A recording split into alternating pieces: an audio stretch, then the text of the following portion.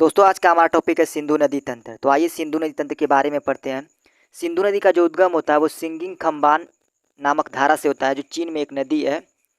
इसे हिंदी में शेरमुख कहा जाता है। विकिपीडिया पर सिनका बाब नामक जो हिमनद है उससे सिंधु नदी का उद्गम बताया गया है। कई पुस्तकों में इसका जो उद्गम है वो बोखर चू नामक ग्लेशियर बताया गया है, लेकिन मेरे हिसाब से यह मानसरोवर झील के पास होगा, क्योंकि कई पुस्तकों में यदि आप ऑब्जेक्टिव लगाएंगे सिंधु नदी तंत्र से संबंधित तो उसमें जो मैक्सिमम ऑब्जेक्टिव आता है वो मानसरोवर झील आता है। इसे आप याद रखेंगे अपने ज्ञान के लिए, लेकिन आप मैक्सिमम टाइम याद रखेंगे मानसरोवर झील। मानसरोवर झील से निकलने के बाद सिंधु नदी भारत में दमचौक नामक स्थान से प्रवेश करती है और यह लद्दाख और जास्कर की श्रेणियों से होते हुए पीओके में जाती है। पीओके से होते हुए यह चिल्लाड़ नामक या चिल्लास नामक स्थान से एग्जिट करती है और वहाँ से यह पाकिस्तान के रास्ते होते हुए अरब सागर या कच्छ की खाड़ी में जाकर गिर जाती है। सिंधु नदी की बाएं ओर से मिलने वाली सहायक नदियां हैं झेलम, चिनाब, रावी, ब्यास और सतलुज। दाएं ओर से मिलने वाली सहायक नदियां हैं श्योक, नुब्रा, जास्कर, गोमल और कुर्रम। तो इन सारी जो नदियों का जाल आपको दिख रहा है यही है सिंधु नदी तंत्र, और इसी के बारे में हम इस वीडियो में पढ़ेंगे। तो चलिए इसके बारे में और बढ़िया से पढ़ते हैं। जैसा कि मैंने आपको बताया, सिंधु नदी का जो उद्गम होता है वो सिंगिंग खम्बान या सिरमुख से होता है, या कहें तो बोखरचू ग्लेशियर से होता है, या कहें तो मानसरोवर झील के पास से होता है। मानसरोवर झील से निकलने के बाद यह दमचौक नामक स्थान पर भारत में प्रवेश करती है और यहाँ से जब आगे बढ़ती है तो यह लेह होते हुए आगे जाती है। कई बार प्रतियोगी परीक्षाओं में पूछा गया है कि लेह किस नदी के किनारे स्थित है। लद्दाख की जो राजधानी लेह है वो किस नदी के किनारे स्थित है, तो इसका सही उत्तर होगा सिंधु नदी के किनारे। वहाँ से जब सिंधु नदी आगे बढ़ती है तो यह लद्दाख और जास्कर की श्रेणियों से होकर के जाती है। कई बार प्रतियोगी परीक्षाओं में यह प्रश्न भी पूछा गया है कि जो सिंधु नदी है वो किन दो पर्वत श्रेणियों के बीच से होकर गुजरती है, तो उसका सही उत्तर होगा लद्दाख और जास्कर की पर्वत श्रेणियाँ। भारत में कुछ पर्वत श्रेणियाँ हैं KLJD, तो आप इसे याद रखेंगे क्रम से ऊपर से नीचे। यहाँ पर स्थित है काराकोरम पर्वत श्रेणी, उसके नीचे है लद्दाख, उसके नीचे है जास्कर, उसके नीचे है धौलाधार। तो KLJD से आप याद रखेंगे भारत की कुछ प्रमुख पर्वत श्रेणियों को। तो चलिए आगे बढ़ते हैं।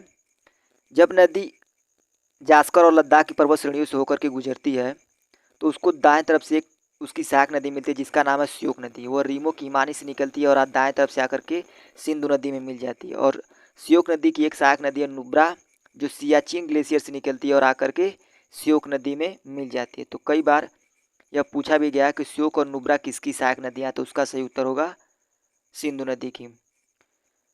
सियाचिन के बारे में कुछ महत्वपूर्ण पॉइंट जानते हैं। सियाचिन जो है विश्व का सबसे अधिक ऊंचाई पर स्थित युद्ध स्थल क्षेत्र है। चलिए आगे बढ़ते हैं और जानते हैं सिंधु नदी जब लद्दाख और जास्कर की श्रेणियों से होते हुए आगे बढ़ती है तो जास्कर की पर्वत श्रेणी को बुंजी नामक स्थान पर यह काट देती है और ये भारत की सबसे गहरे गार्ज का निर्माण करती है। जब नदियाँ पर्वत श्रेणियों को काट करके एकदम गहरे खड़े ढाल के रूप में काटती हैं और गहरे महाखड्ड का निर्माण करती है तो उसको गार्ज कहा जाता है। तो भारत का सबसे गहरा गार्ज है बुंजी गार्ज, जिसकी गहराई है 5181 मीटर। यहाँ से जब यह आगे बढ़ती है बुंजी गार्ज से तो पीओके के रास्ते होते हुए जब यह आगे जाती है तो सांडूर की झील से निकलने वाली गिलगित नदी आकर के दाएं तरफ से सिंधु नदी में मिल जाती है। वहाँ से जब यह आगे बढ़ती है तो पीओके में जाती है जब तो चिल्लास या चिल्लर नामक स्थान से यह भारत से एग्जिट करती है। कई बार प्रतियोगी परीक्षा में पूछा गया है कि जो सिंधु नदी है वह कहाँ से भारत में प्रवेश करती है और कहाँ से एग्जिट करती है, तो दमचौक से प्रवेश करती है और चिल्लास या चिल्लर नामक स्थान से एग्जिट करती है।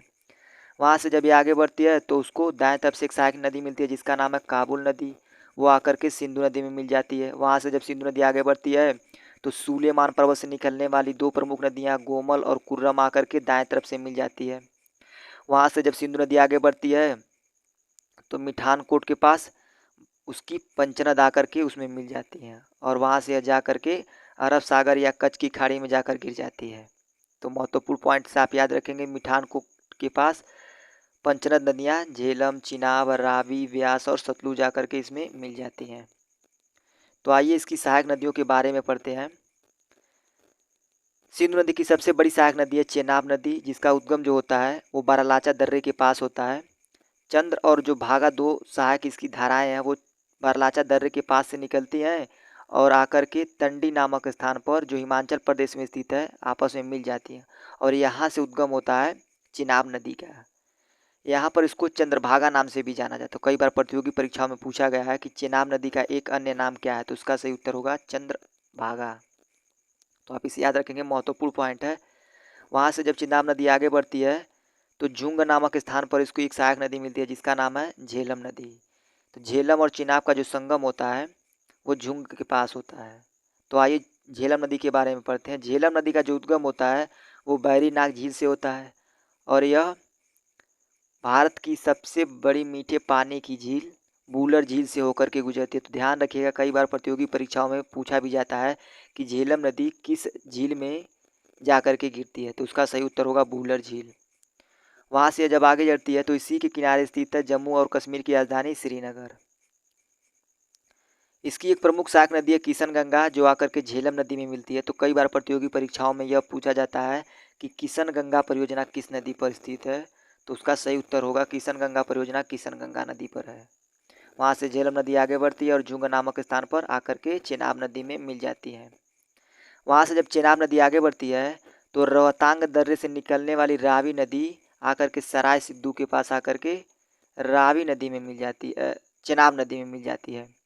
वहाँ से जब चेनाब नदी थोड़ी आगे बढ़ती है तो राकस ताल या राक्षस ताल से निकलने वाली सतलुज नदी आकर के पंचनद नामक स्थान पर चेनाब नदी में मिल जाती है। आइए सतलुज नदी के बारे में कुछ पॉइंट्स जान लेते हैं। सतलुज नदी का जो उद्गम होता है वो राकस ताल या राक्षस ताल से होता है। वहाँ से जब ये आगे बढ़ती है तो सतलुज नदी पर बनाया गया भारत का सबसे बड़ा बांध भाखड़ा नांगल बांध सतलुज नदी पर बनाया गया। वहाँ से जब ये आगे बढ़ती है थोड़ी दूर तो ब्यास नदी आकर के इसी में मिल जाती है जिसका उद्गम होता है ब्यास कुंड से। तो ब्यास कुंड से निकलने वाली ब्यास नदी हरिके बैराज के पास आकर के सतलज नदी में मिल जाती है और सतलज नदी और ब्यास नदी के संगम से निकाला गया है हरिके बैराज से भारत की सबसे बड़ी नहर राजस्थान बीडर, जिसे इंदिरा गांधी नहर भी कहा जाता है। यहाँ से दो नहरें निकाली गई हैं, सरहिंद फीडर और राजस्थान फीडर। तो महत्वपूर्ण पॉइंट है, आप याद रखेंगे, दो नहरें सरहिंद फीडर और राजस्थान फीडर। राजस्थान फीडर को ही कहा जाता है इंदिरा गांधी नहर। वहाँ से जब यह आगे बढ़ती है तो पंचनद नामक स्थान पर आकर के पांचों नदियाँ झेलम, चिनाब, रावी, ब्यास और सतलुज आकर के यहाँ मिल जाती है। तो कई बार प्रतियोगी परीक्षाओं में पूछा गया है कि पांचों नदियाँ कहाँ पर आकर के मिलती हैं, तो पंचनद नामक स्थान पर मिलती हैं। एक महत्वपूर्ण पॉइंट और पूछा जाता है कि कौन सी नदी इन सभी सहायक नदियों में आकर के भारत के अंदर ही मिलती है। तो ब्यास नदी जो है सतलज नदी के में मिलती है हरिके बैराज पर, जो भारत में ही मिलती है। और ये जो पंचनद है वो पाकिस्तान में स्थित है। वहाँ से जाकर के ये मिठानकोट के पास पाकिस्तान में सिंधु नदी में मिल जाती है और सिंधु नदी जाकर के अरब सागर में गिर जाती है। तो ये रहा सिंधु नदी तंत्र जिसके बारे में हमने पढ़ा। दोस्तों आइए जानते हैं सिंधु की सहायक नदियों को ट्रिक से कैसे याद रखेंगे। तो ट्रिक है हमारा सवार चीलम। सौ से हो जाएगा सतलुज, वा से हो जाएगा ब्यास, र से हो जाएगा रावी, ची से हो जाएगा चेनाब और लम से हो जाएगा झेलम। यदि आप ये ट्रिक याद रखते हैं तो आपको एक फ़ायदा और होगा, और वो क्या है कि आपको इन नदियों का साउथ टू नॉर्थ क्रम भी याद हो जाएगा। आइए देखते हैं कैसे। ये है सतलुज, ये है ब्यास, ये है रावी, ये चेनाब और ये झेलम। यदि आप नीचे से ऊपर की ओर देखेंगे तो ये है साउथ और ये है नॉर्थ, तो आपको साउथ टू नॉर्थ क्रम भी याद हो जाएगा आसानी से। तो चलिए आगे बढ़ते हैं और दूसरी ट्रिक देखते हैं। दूसरी ट्रिक है शराब और चीलम। अब नदियाँ सेम और मैंने दो ट्रिक बताई, क्यों, तो आइए जानते हैं। इन नदियों को ट्रिक याद करने का ये फायदा होगा सिंधु जल समझौता से। और सिंधु जल समझौता ये जानते क्या है, 1947 में जब भारत आज़ाद हुआ था तो भारत में केवल ज़मीन का बंटवारा हुआ था, नदियों का नहीं। तो 1960 में भारत और पाकिस्तान में सतलुज, रावी, ब्यास, चिनाब, झीलम और सिंधु नदी के जल को लेकर के एक समझौता हुआ जिसे सिंधु जल समझौता कहा जाता है। और इस समझौते की मुख्य बात यह थी कि भारत सतलुज, रावी और ब्यास नदियों का केवल 80% जल का प्रयोग कर सकता है और चिनाब और झेलम की नदियों के जल का केवल 20% प्रयोग कर सकता है। तो आप इस ट्रिक से याद रख पाएंगे सिंधु जल समझौते को। तो इस ट्रिक का एक्सप्लेनेशन आप इस प्रकार याद रखेंगे, भारत जो है शराब का 80% प्रयोग करेगा और चीलम का 20%। तो आप इस प्रकार याद रख पाएंगे सिंधु जल समझौते को। आइए जानते हैं सिंधु जल समझौता आखिर था क्या। सिंधु जल समझौता जो 19 सितंबर 1960 ईस्वी में हुआ था, इसमें भारत की ओर से नेहरू जी ने भाग लिया था और पाकिस्तान के राष्ट्रपति अयूब खान ने भाग लिया था। और यह समझौता विश्व बैंक की अध्यक्षता में हुआ था और इसके अध्यक्ष थे यूजीन रॉबर्ट ब्लैक। ध्यान रखिएगा, इसके अध्यक्ष थे यूजीन रॉबर्ट ब्लैक।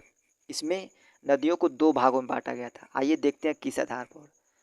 तो जब भारत विभाजन नहीं हुआ था तो उसके पहले ये सारा जो हिस्सा था वो पंजाब का था। तो आप इसमें देखेंगे, यहाँ से अगर हम इसको बांट दें तो इसमें देखेंगे रावी, ब्यास और सतलुज नदियाँ इसमें पूर्वी भाग में आ जा रही हैं और चेनाब, झेलम और जो सिंधु नदियाँ वो पश्चिमी भाग में आ रही हैं। तो इस प्रकार इन नदियों को बांटा गया था और इसके आधार पर ये सूत्र तैयार किया गया था। तो पूर्वी नदियाँ थी सतलुज, रावी, ब्यास, जिसे हम सराब कहते हैं, और उसमें भारत उनके जल का 80% हिस्सा प्रयोग कर सकता था, या अभी भी ये समझौता है। तो भारत सिंधु जल समझौते के अंतर्गत शराब का 80% हिस्सा प्रयोग कर सकता है। पश्चिमी नदियाँ थी चीलम, चेनाब, झीलम और सिंधु। इनके जल का 20% हिस्सा भारत प्रयोग कर सकता है और इस पर भारत कोई भी run of the river project नहीं बना सकता है। ध्यान रखिएगा, run of the river project in नदियों पर नहीं बना सकता है।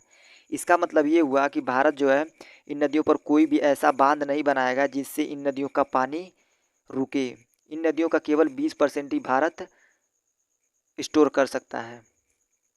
आइए आगे बढ़ते हैं और भारत की इन नदियों के जो उसकी प्रमुख सहायक नदियां हैं सिंधु की, उनको प्राचीन नाम जानते हैं। इनसे कई बार प्रतियोगी परीक्षाओं में प्रश्न पूछे जाते हैं। तो झेलम नदी का जो पुराना नाम है बीतस्ता है, कुर्रम को करबू कहा जाता है, ब्यास का बिपाशा, सिंधु का सिंध, चेनाब का अस्किनी, सतलुज का सत्तुद्री, गोमल का गोमती और रावी का परुसरी। तो आप इन नदियों के प्राचीन नाम को याद रखेंगे क्योंकि इनसे कई बार प्रश्न पूछे गए हैं। तो हमारा कंसेप्ट खत्म हुआ। इसके बाद हम कुछ वन लाइनर्स पढ़ेंगे। आइए सिंधु नदी तंत्र से सबसे ज़्यादा बार पूछे जाने वाले प्रश्नों को देखते हैं। तो पहला प्रश्न है, कौन सी 2 नदियों की लंबाई समान है? तो इसका सही उत्तर होगा सिंधु और ब्रह्मपुत्र। सिंधु नदी की जो लंबाई है वो 2880 किलोमीटर है और ब्रह्मपुत्र नदी की जो लंबाई है वो 2900 किलोमीटर है। तो इनकी लंबाइयाँ जो है वो लगभग समान है। दूसरा प्रश्न देखते हैं। दूसरा प्रश्न है, नुब्रा और श्योक किसकी सहायक नदियां हैं? तो इसका सही उत्तर होगा सिंधु नदी की। ये प्रश्न जो है वो हाल ही में 29 अगस्त की सेकेंड शिफ्ट में ग्रुप डी के एग्जाम में पूछा गया है। तो आप इन प्रश्नों से आप अंदाज़ा लगा सकते हैं ग्रुप डी के एग्जाम का लेवल कैसा है। अगला प्रश्न है, नदी जोड़ो योजना किसके शासनकाल में प्रस्तावित हुई थी? तो इसका सही उत्तर है राजग सरकार में। अगला प्रश्न है, सिंधु जल समझौता के अनुसार भारत सिंधु नदी के कितने प्रतिशत जल का उपयोग कर सकता है? तो इसका सही उत्तर है 20%। मैंने आपको बताया था कि जो भारत है वो चीलम का 20% उपयोग कर सकता है और चीलम में आती हैं चेनाब, झीलम और सिंधु नदियाँ। अगला प्रश्न है, तिब्बत में मानसरोवर के पास कौन सी नदियाँ निकलती हैं? तो इसका सही उत्तर है सतलुज, सिंधु और ब्रह्मपुत्र नदियाँ जो हैं वो मानसरोवर से निकलती हैं। अगला प्रश्न है, सिंधु का उद्गम स्थल है? तो इसका सही उत्तर होगा मानसरोवर झील। मैंने आपको बताया था सिंधु नदी का जो उद्गम स्थल है वो सिनकाबाब हिमनद, बोखरचू ग्लेशियर और मानसरोवर झील, इन सबको आपको याद रखना है। अगला प्रश्न है, रावी नदी का संगम या मुहाना कहाँ है? तो इसका सही उत्तर है चेनाब। जो रावी नदी है वो आकर के चेनाब नदी में मिल जाती है। अगला प्रश्न है, ब्यास नदी का मुहाना कहाँ है? तो इसका सही उत्तर है सतलज नदी। तो ब्यास नदी भारत में आकर के सतलज नदी में मिल जाती है। अगला प्रश्न देखते हैं, सतलज नदी का उद्गम स्थल कहाँ है? तो इसका सही उत्तर है राकसताल या राक्षसताल। अगला प्रश्न देखते हैं, सिंधु जल समझौता कब हुआ था? तो इसका सही उत्तर है 19 सितंबर 1960 को हुआ था। तो ये रहे कुछ महत्वपूर्ण प्रश्न जो कई बार प्रतियोगी परीक्षाओं में रिपीट हुए हैं, आप इसे याद रखेंगे।